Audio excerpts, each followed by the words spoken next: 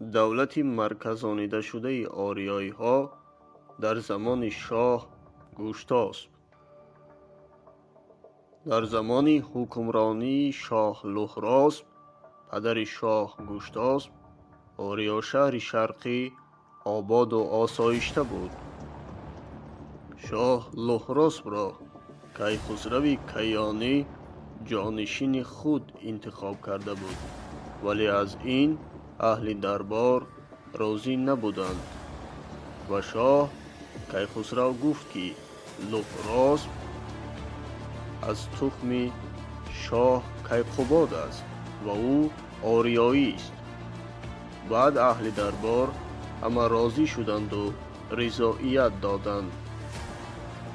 луҳросп шоҳи одил ва халқпарвар буд.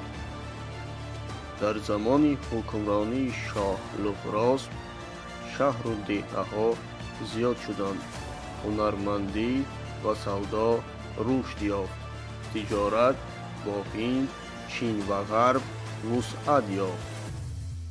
шоҳ луҳросп ҳангоми зинда буданаш писараш Гуштоспро ҷонишини худ қарор дод ва худ ба ибодат машғул гардид.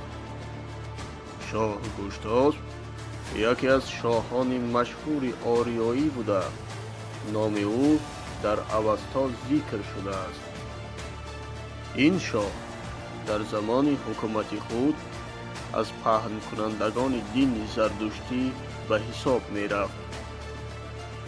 бо зуҳури Зардушт нахуст шуда, шоҳ Гуштосп ва вазири ӯ Ҷомосп дини зардуштиро қабул карданд.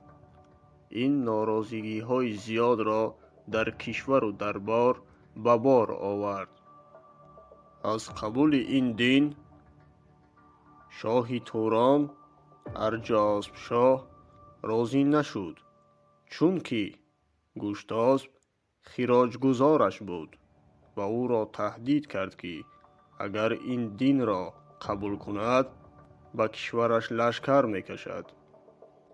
ниҳоят шоҳи Турон Арҷосп лашкар кашид ва ин ҷангҳо хеле давом кард ва ниҳоят бо корнамоиҳои писари Гуштосп Исфандиёр онҳо шикаст хӯрданду ақибнишинӣ карданд. Гуштосп дар замони ҳукуматаш аксарияти шоҳигариҳои хурди минтақаро муттаҳид намуд ва давлати худро рушду нумӯ дод.